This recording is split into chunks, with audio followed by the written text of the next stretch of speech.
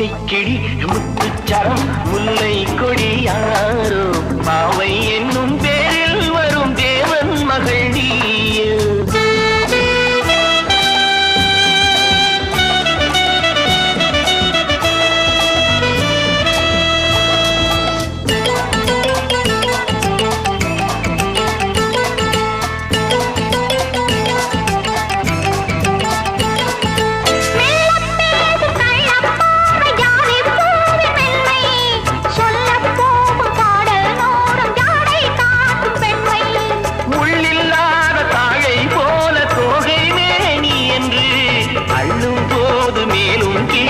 ஆடும் ஆசை உண்டு